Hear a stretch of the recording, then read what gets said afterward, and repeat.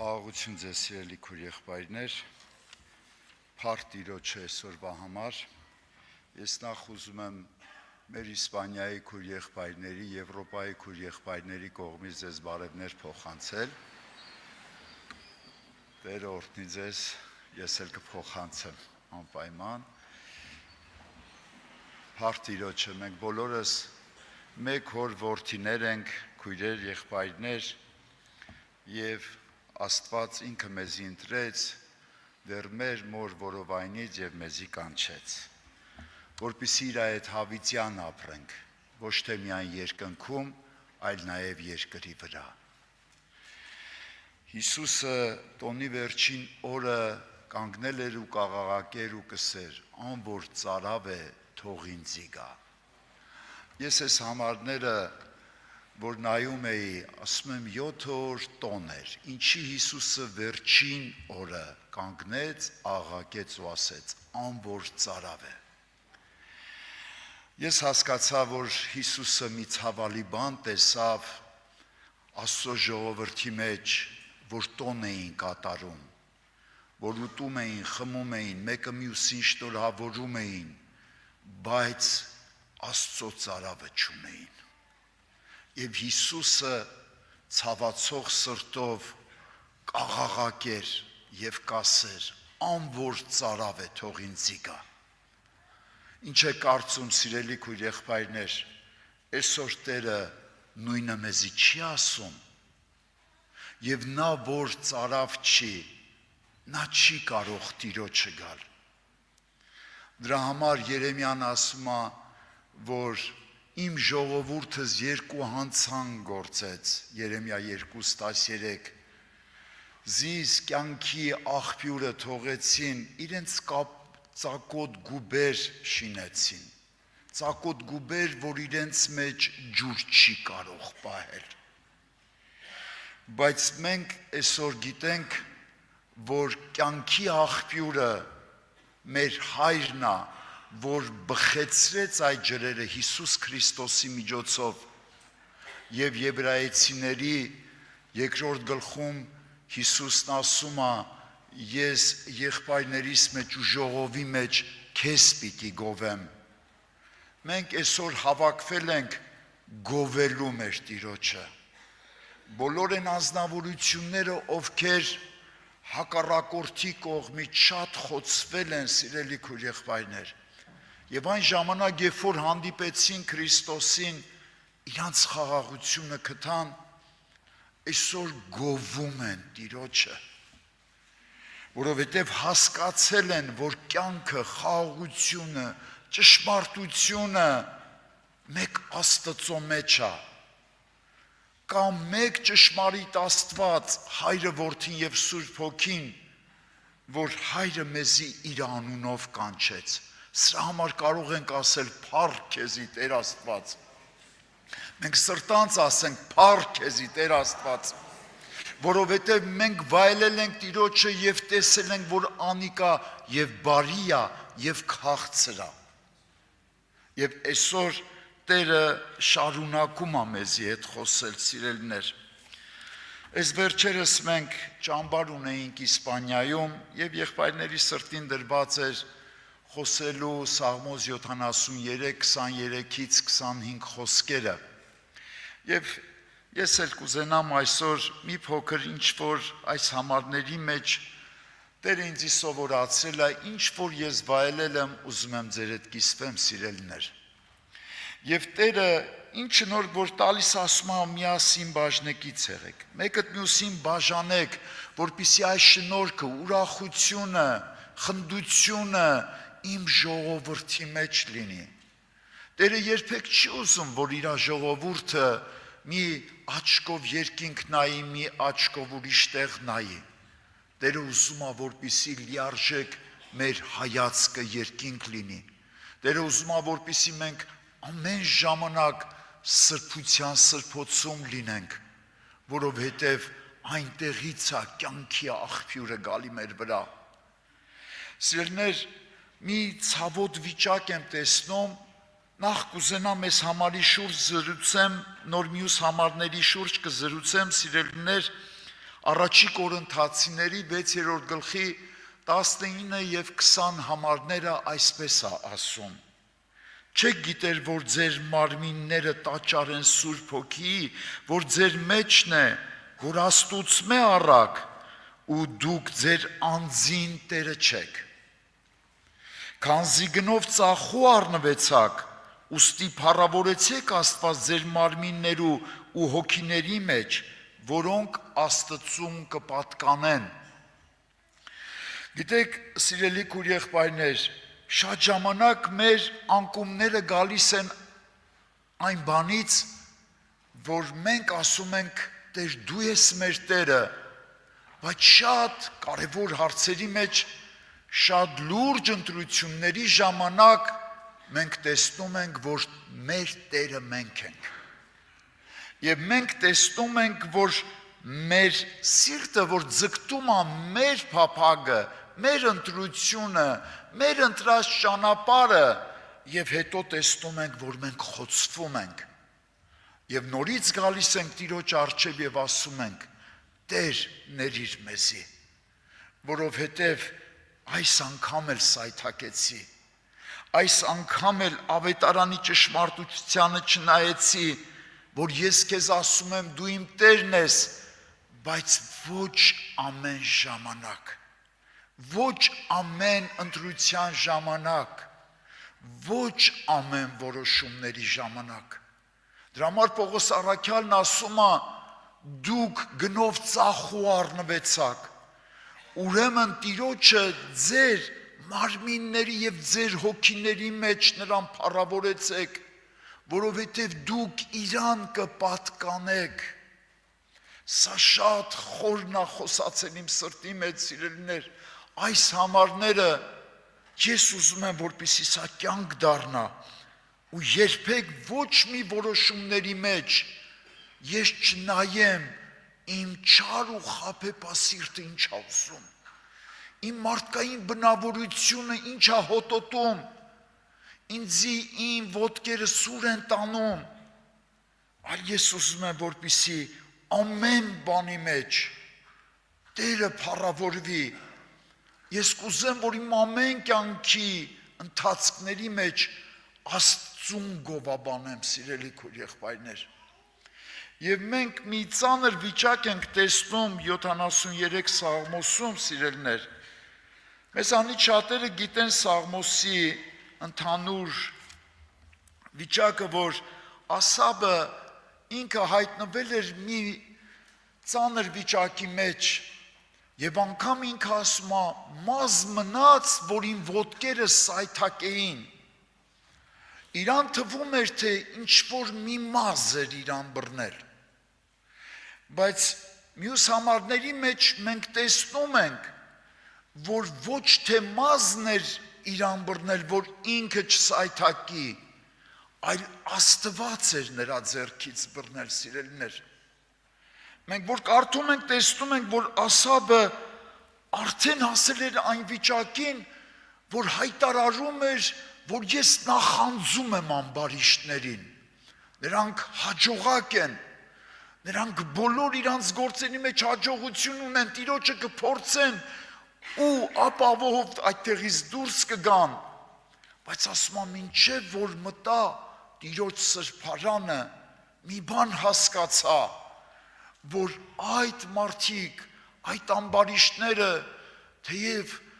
խոտի ծաղկի պես հանկարծակի կտեսնես կբուսնեն, հանկարծակի կտեսնես հաջողություններ ունեն, բայց նրանք սահուն տեղեր են դրված, նրանք սահում են, ընկնում են, հեռանում են, և որ մենք կարդում ենք 21 խոսքերից, տեսնում ենք մի շատ հետաքրքիր վիճակ, և Ասաբն ասում է, երբ իմ սիրտս ցավեցավ, ու իմ երիկամունքներս խոցվեցա, ես հիմար էի, ու չէի իմանար, քո առջևը տանասունների պես էի։ Սակայն ես միշտ քեզի հետ եմ, դուն իմ աջ ձեռքիցս կբռնես, դուն պիտի առաջնորդես զիս քո խորհուրդովդ, ու վերջը փափագով զիս պիտի ընդունես, ով ունեմ ես երկնքում, երկրի վրա էլ քեզանից զատ մեկը չեմ ուզում։ Այստեղ ասաբը ներկայացնում է, որ մարդը շուտ խոցվող էակ է։ Ասում է, ես խոցվեցի, սիրտս ցավեցավ, ինչ-որ բաների նայելով սայթակեց իմ ներսի հոգևոր կյանքը, և ես ինձի նայելով, ես մի բան եմ գնահատում, որ ես հիմար եմ, բայց երբ որ երկինք եմ նայում, մի բան եմ տեսնում,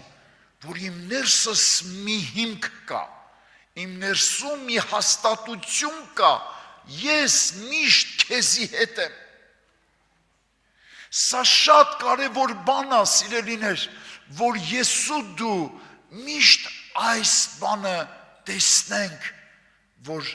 ես միևնույնն է, ինչ կանել սայթակեմ ընկնեմ, մեկա ես վեմի վրա եմ։ Ես հիմա, որ ստեղ սայթակեմ ընկնեմ, չեմ խորասուզվի, որովհետև իմ ոտքերի տակ հաստատություն կա։ Ես կարող եմ օրը 7 անգամ ընկնեմ, բայց ես վեմի վրա եմ, ես հաստատում վեմի վրա եմ, ընկնում եմ, բայց չեմ խորասուզվում։ Բայց Դավիթը տեսնում ենք, որ հայտնվել էր ճահիճի մեջ և ասում էր, որ իմ ոտքերս ճահիճի մեջ է։ Եվ նա խորասուզվում էր իր թույլ տված վիճակների պատճառով։ Բայց ասում է Տերը ինքը ծռեցավ և իմ աղաղակս լսեց և զիս տղմալից կավեն հանեց ու ոտքերս վեմի վրա հաստատեց, քայլվածքս հաստատեց, որովհետև ես մի բան եմ իմ մեջ տեսնում, մի հաստատություն, որ ես Տիրոջ հետ եմ։ Եվ երկրորդ միտքը սիրելիներ ասում է, դուն իմ աջ ձեռքիցս կբռնես։ Շատ հետաքրքիր էր, մի հոգու տենց պատկերացում ունեցա ու տեսնում եմ, որ մի փոքրիկ երեխա իր հոր ձեռքը բռնած ուզում է տենց քշող ալիքներով, գետերով անցնի և ալիքները այնքան ուժեղ են, որ այս երեխան թեև հոր ձեռքից բռնած է, բայց նրա ձեռքերի մեջ ուժ չկա, թույլ է։ Երբ որ ջրերը քշում են, պոկվում է հորից ու գնում է։ Եվ հիմա էլ Տերը ասում է, թույլ տուր ես քո ձեռքից բռնեմ։ Ինչքան էլ որ քամիները խփեն, ինչքան էլ որ ջրերը բարձրանան, ինչքան էլ սաստիկ լինի փորձությունը սիրելիս, եթե դու թույլ ես տվել, որ ես քո ձեռքից բռնեմ, ուրեմն երբեք ոչ մի բան քեզի ինձանից չի կարա պոկի։ Այսօր շատ ժամանակ մենք բավարարվում ենք, թե մենք Աստծո ձեռքից բռնած գնում ենք, բայց շատ ժամանակ չենք տեսնում, որ Աստված չի բռնել մեր ձեռքից։ Թող այսօր Աստծո Սուրբ Հոգին այս կարևոր բաները դնի մեր սրտի մեջ, որպեսզի մենք հաճախակի քննենք մեզի, սիրելի քույր եղբայրներ։ Հոգևոր կյանքը ինքնակնություն է։ Աստված հոգի է դրել մեր մեջ և ավետարանը տվել մեզի ինքնակնությունով անցնելու։ Եվ երկրորդ միտքը սիրելիներ, դուն պիտի առաջնորդես զիս քո խորհուրդովդ։ Մենք տեսնում ենք, որ մինչև այս խոսքերը խոսելը Ասաբը իր սրտի խորհուրդով էր առաջնորդվում և տեսնում էր, որ Աստված չկա իր կյանքում։ Աստված թեև իր հետ է, բայց իրան չի առաջնորդում։ Ինքը զգում է, որ իր մտածմունքների մեջ Տերը չի ասում ճիշտ ես մտածում, որ ամբարիշները հաջողակ կլինեն։ Բայց երբ որ մտավ սրբարանը և Տիրոջը հանդիպեց, նորից իր վիճակը կյանքի եկավ, մի բան հասկացավ, իմ սիրտը չար ու խաբեբայ է, և երբեք Աստված իմ սրտի չար խորհուրդները չի առաջնորդում, նա երբեք դրա մեջ չկա։ Ուրեմն ով մարդ, թող սրտի չարությունը և չար խորհուրդները և գնա Տիրոջ խորհուրդներով։ Տիրոջ խորհուրդները շատ ժամանակ մեզի այնքան էլ հաճելի չեն, Կարծես թե անգամ պարտելի են, բայց նրա վերջը կյանք է։ Այդ ճանապարհի վերջը կյանք է, որովհետև այդ խորհուրդները ով կարող է նսեմացնել։ 38-րդ գլխում Հոբը ասում է, Տերը ասում է, ով է անիկա, որ իմ խորհուրդներս կնսեմացնե։ 42-րդ գլխում Հոբը ասում է, ով է անիկա, որ Տիրոջ խորհուրդները կնսեմացնե։ Ես հիմար էի, չէի հասկանում, այն գործը, որ դու անում էիր ու իմ սրտի մեջ կարծես թե քո խորհուրդներդ նսեմացված էին։ Բայց երբ որ բժշկությունը եկավ, ես մի բան տեսա, Տեր, այս կամ երկար փորձությունների նպատակը հետևյալն էր։ Ես քո մասին ընդամենը ականջի ծայրով էի լսել, բայց քո նպատակը ոչ թե միայն լսելն է, հապա նաև տեսնելն է։ Այսօր միգուցե շատերը լսում են, բայց շատերը չի որ տեսնում են։ Տեսնող աչքը եւ լսող ականջը Տիրոջից է, ասեն փառք Տիրոջը։ Այսօր մեզանից շատերը կարող է ուղղակի որ ականջի ծայրով են լսել, բայց Տերը ճանապարհ ունի մեզի անցկացնելու, որպեսզի մեր աչքերը բացվեն ու մենք տեսնենք, եւ այդ process-ի ժամանակ կարող է մեր ներսում հաճելի չլինի Տիրոջ խորհուրդները, բայց նաև հիշենք, երբեք Տերը մեր խորհուրդներով մեզի չի առաջնորդելու։ Եվ ասաբը ասում է, եւ զիս քո փառքովդ պիտի ընդունես։ Այսօր մեր նպատակն է երկրի վրա ապրել Տիրոջ հետ։ Մեզի այսօր շատ կարևոր է, որ Տերը մեր ձեռքից բռնած իր ճանապարհներով տանի, որովհետև մի օր կա, փառքը մտնելու օր կա, որ չլինի թե մեզանից մեկը դուրս մնա եւ մեզանից մեկը Տիրոջ կողմից ասվի ու լսի, բնավ քեզ չեմ ճանաչել։ Կա այդ օրը։ Այս վերջերս sense մի հատ միտք եկավ ինձի, ասում եմ ես ձեզի 70 զորությունով 80 տարի կյանք եմ տվել, ոչ թե աշխարհը վայելելու, այլ որպիսի քննություն տակ։ Մեր ամեն մի օրը քննությունը Աստծո առաջ, բայց քննությունը ունի գնահատական, վերջին օրը պիտի լսվի, ապրես բարի հավատարիմ ծառա, դու հավատարիմ մնացիր, մտիր, հորս հանգիստը, որ աշխարհի սկզբից առաջ էր քեզի համար պատրաստված, կամ քովիցս գնացեք, ով դուք անիծյալներ, կրակի լճի մեջ, որ պատրաստված էր սատանայի եւ անոր հրեշտակների համար։ Հիմա եթե այդ կրակի լիճը պատրաստվածը սատանայի ու իր հրեշտակների համար, ով մարդ ընդեղ ինչ գործ ունես։ Ինչ գործ ունի մարդը միտեղ, որ իր համար պատրաստված չի։ Այստեղ նորից մենք պետք է միտք առնենք, որ շատ ժամանակ մենք թողնում ենք Տիրոջ խորհուրդները։ Երկինք շատ ժամանակ չենք նայում, սիրելիներ։ Եվ այդ ժամանակ նոր կարողանում է ասաբը ասել, ով ունեմ ես երկնքում, երկրի վրա էլ քեզանից զատ մեկը չեմ ուզում, ռուսերենում գրված է, քեզանից բացի ուրիշ բան չեմ ուզում, հայերենում ներկայացնում է ինչ-որ անձ, որովհետև մեկը չեմ ուզում, իսկ ռուսերենով ներկայացվում է ոչ մի բան չեմ ուզում, այս երկուսն էլ շատ կարևոր է, որ մենք տեսնենք այսօր թե մենք ինչ ենք ուզում։ Շատ օրինակներ կան, թե հին ուխտում եւ թե նոր ուխտում, սիրելիներ, որ մարդիկ այս խոսքերը չեն արտահայտվում, ով ունեմ ես երկնքում, քեզանից զատ մեկը չեմ ուզում, բայց իրանք այդ կյանքը ապրում են։ Ես ուզում եմ ձեզի հիշեցնել եւ կարդալ, սիրելիներ, որպեսզի մենք ամենքս էլ հիշենք այս խոսքերը, որ գրված է Ղուկասու ավետարան 7-րդ գլուխ 36 խոսքերից, դուք բոլորդ էլ լսել եք, տեղյակ եք, կարդացել եք, որ մի փարիսեցի Հիսուսին խնդրեց, որպեսզի Հիսուսը գնա իր տանը հաց ուտելու։ Եվ այդ քաղաքում մի ճանաչված հայտնի մեղավոր կին կար։ Եվ այդ կինը համարձակվում է գա ու մտնի փարիսեցու տուն, որովհետև մենք գիտենք փարիսեցիները